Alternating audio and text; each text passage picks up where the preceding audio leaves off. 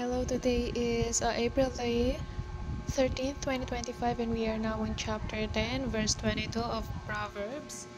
It says, "The blessing of the Lord, it maketh rich, and he addeth no sorrow with it." So, a lot of things we can consider blessings, especially if they are good things, but let us know that there are blessings that were given by God versus the blessings that were given that were, not God given. So, the blessings in quotes that were not God given, trouble will soon follow it. Maybe it is something that we compromised with, something that gives us like a temporary happiness, not joy, or temporary pleasure.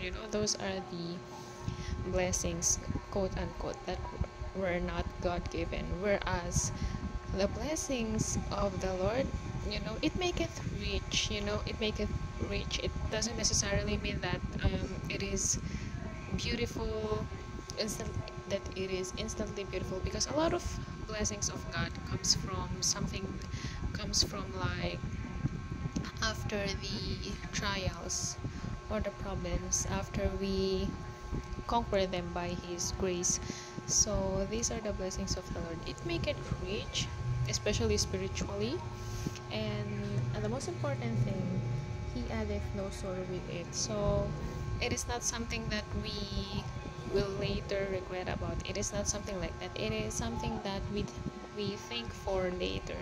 It is actually quite the opposite. So let us evaluate ourselves, evaluate the blessings in quotes, the blessings that we are experiencing right now, whether they be from God or whether they are not from God. Because if they are not from God, let us pray to God to that we could learn how to eliminate them or give them up.